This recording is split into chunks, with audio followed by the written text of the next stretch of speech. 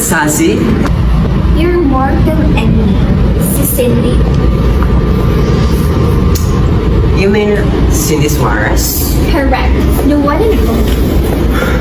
Nakabalik na palang traidor. After all what she did to me, hindi ko siya mapapatawad. Ang kapal ng mukha para bumalik.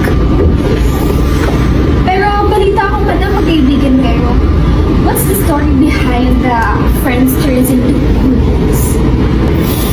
Matalik na magkaibigan kami ni Cindy nung high school.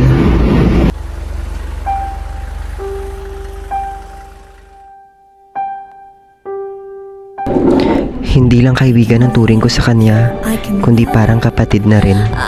Wala akong kaibigan noon, kundi siya lang. Mayaman siya, mahirap naman ako.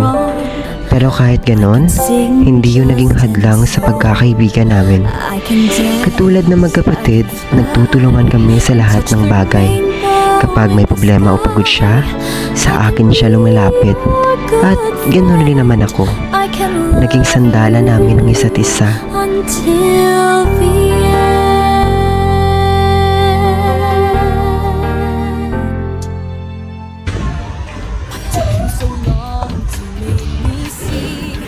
Sobrang saya namin bilang magkaibigan.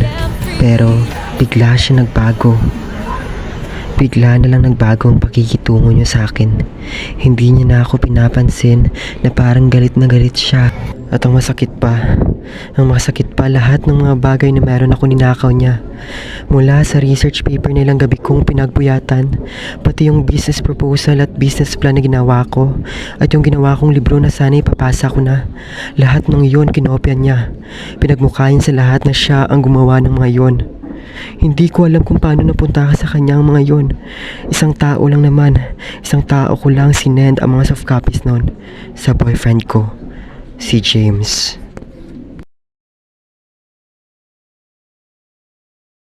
Eleven months ko ng boyfriend si James. Kaya sobra-sobra na ang pagtitiwalang binibigay ko sa kanya.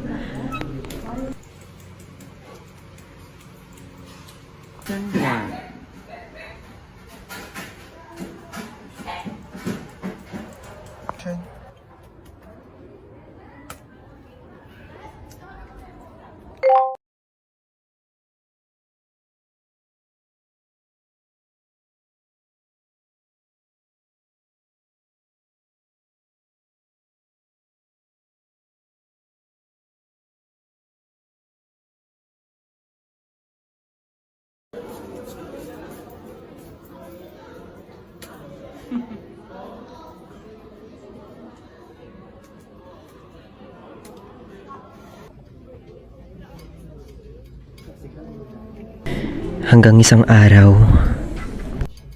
at doon, nahuli ko silang dalawa. Magkasama sila at naglalampungan. Doon ko na-realize na may relasyon sila. Napakababoy nila. After all this time, pinapaniwala lang nila ako.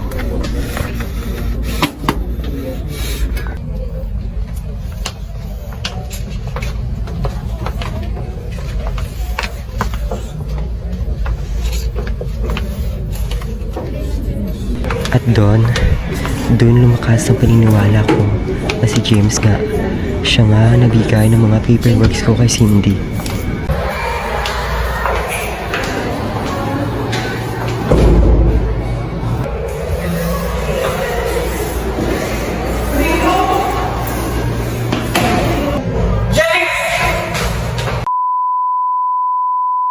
Nakakahayop mo!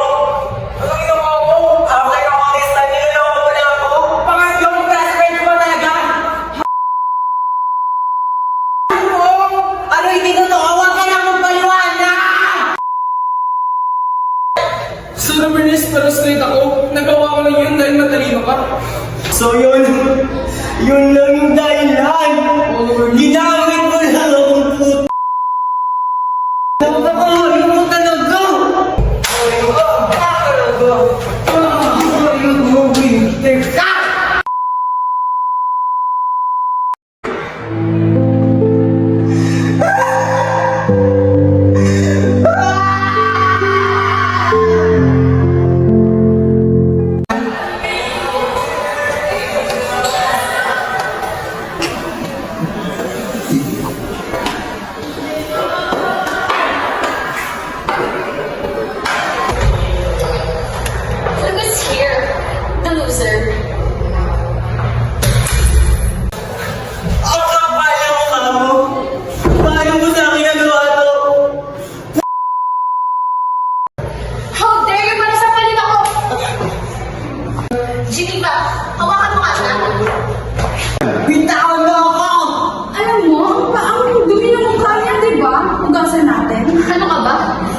yan? Sadyang pangit lang talaga.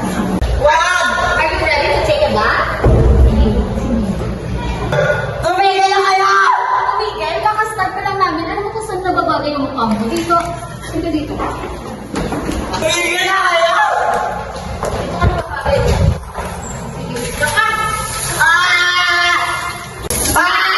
Tumigil na kayo!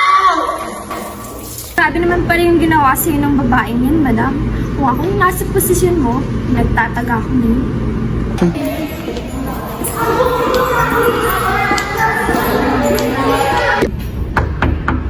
Come in!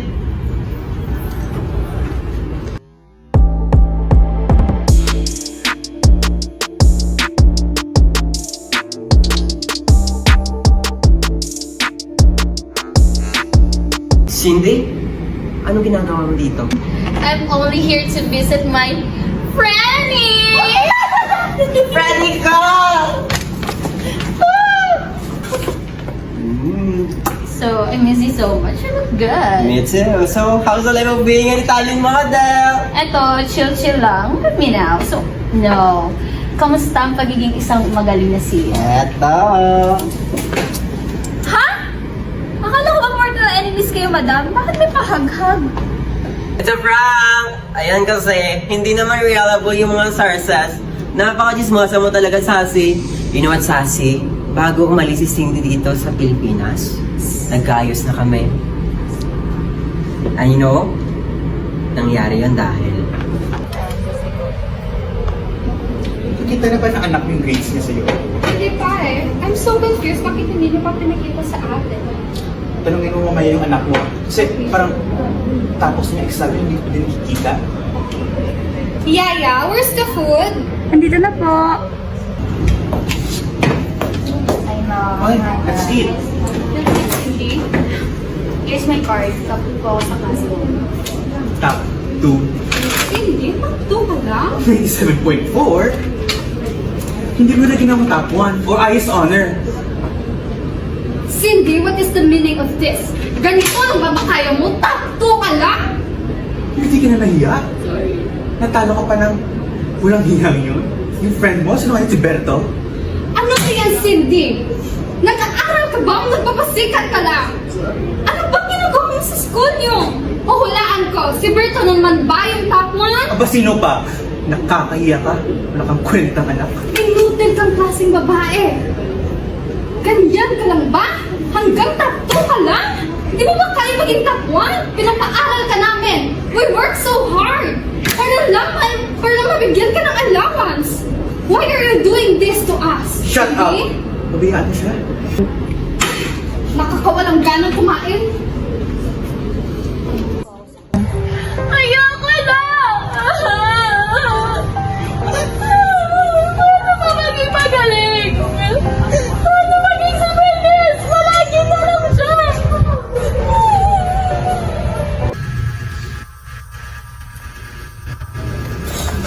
Cindy! Cindy!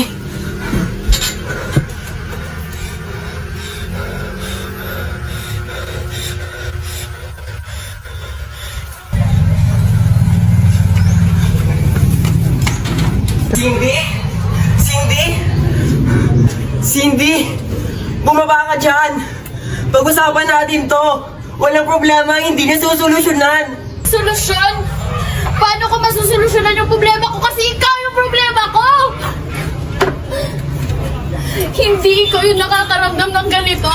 Hindi ikaw yung nakakatanggap na masasakit na salita galing sa magulang ko. Kasi ikaw si Bernice na magaling. Ikaw si Bernice na palaging number 1. Eh ako! Paano ako? Palagi ako nahuhuli sa'yo. Paano ako magiging magaling kung nandyan ka? Ano? Ano sasabihin mo ngayon sa akin? Bumaba ako? Ha? So yun yung dahilan kung bakit ka nagbago. Sana sinabi mo sa akin. Kaya ko naman pagpaubaya, Cindy, kasi mahal na mahal kita. Hindi yung umaabot tayo sa ganito. Kaya mo gawin sa akin yun? Bakit? Bakit sa kabila ng mga masasamang ginawa ko sa'yo, napakabuti mo pa rin sa akin? Kasi mahal kita. Kasi best friend kita. Alam mo ba? Ikaw lang yung naging kaibigan ko. Kaya halika dito.